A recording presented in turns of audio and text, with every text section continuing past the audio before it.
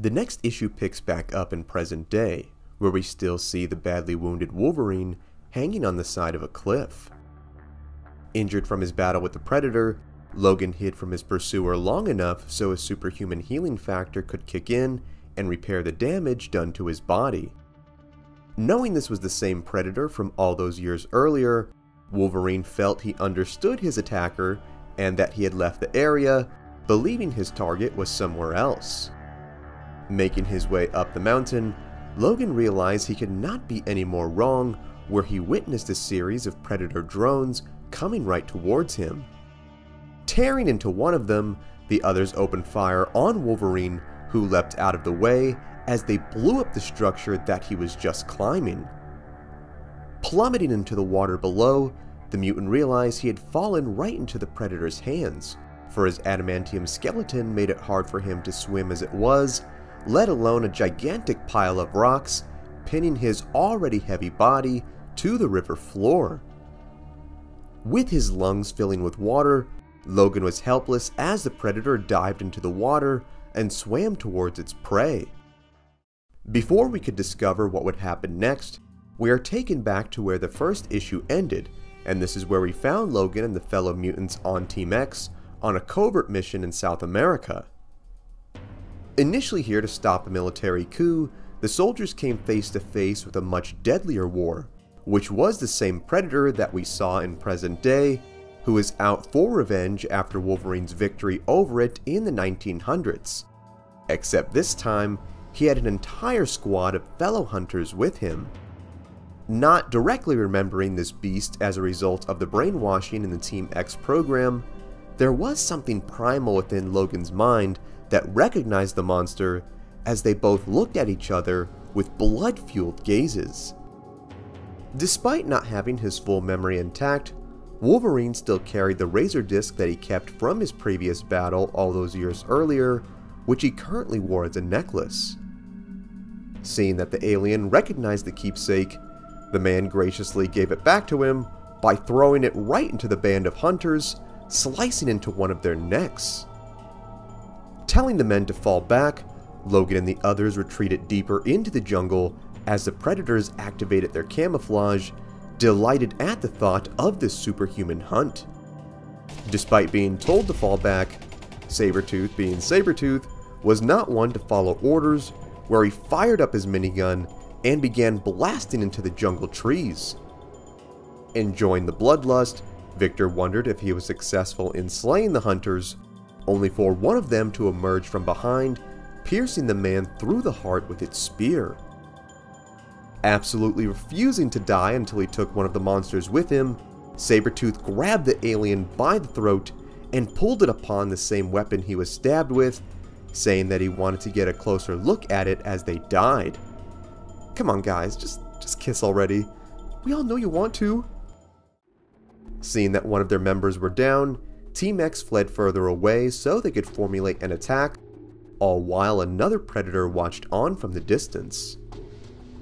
Before she could even realize what had happened, one of the members, Jackson, felt a rope around her neck, where she was then immediately snatched into the trees above. As Logan and Maverick called out wondering where she went, the men witnessed her lifeless body fall to the ground, her head having been cut clean off by their vicious attackers. Before they even had a chance to mourn the death of their comrade, an explosion went off, hurtling both men into the air. With Maverick's leg being broken, Wolverine went to help him, where out of nowhere another Predator emerged from his camouflage state, coming in for the kill. Before it could strike, Maverick opened fire on the creature, unloading into its chest and face. With another Predator down, Logan picked up his wounded friend, where they headed into the nearby ruins. Witnessing this fight, the two remaining Predators came across the wounded body of the one Maverick just shot, where they stabbed it through the head, ending its misery. As Logan tended to his fellow soldier, the men realized they were not the only ones here, where they came across their initial target, the military general who was staging the coup. The man told the mutants that the majority of his men were brutally slain by these creatures, and if they were to survive this day, they would have to unite and put differences aside. Knowing this was the truth, Wolverine allied with the general and his soldiers, telling them that he did have a plan. An hour later, the remaining troops had their weapons pointed at the ruined entrance, perhaps wondering if the aliens had left. It is here that they would be proven dead wrong, for one of them had their head blown off by the Predator's shoulder cannon. Coming out of the shadows, the hunters attacked, literally tearing the men to shreds. Using their trackers to pin down the razor disc that Wolverine had kept, the pair thought they had the X-Man cornered, where they blasted their way into the nearby room.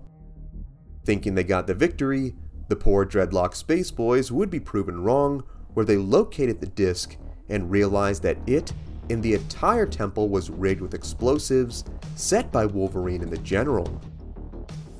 A massive explosion would then rip through the temple, obliterating everything inside. In classic Predator tradition, Wolverine, Maverick, and a recovered Sabretooth would get to the chopper, where their team leader required confirmation that the General had been killed. Being a man of honor, Logan told the man that the General was indeed KIA, when in reality, he let him flee to start a new life.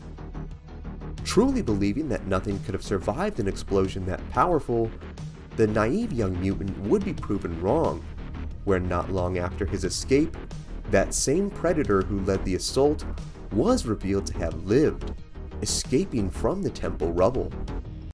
Many years later, we would be taken into the deep woods within Alberta, Canada, where we see a pair of soldiers guarding the entrance to the secretive Weapon X program. Out of nowhere, one of the soldiers would fall to the ground dead, with his companion having no idea what just happened.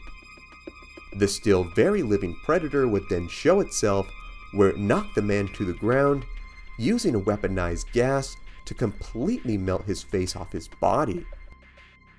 The warrior would then paint the entire Weapon X facility crimson red, with the blood of every soldier and scientist there, all in pursuit of Wolverine after all this time. With the last gang of scientists having sealed the door to the testing lab, they stood no chance against the hunter who blew it up, walking all over their freshly melted corpses.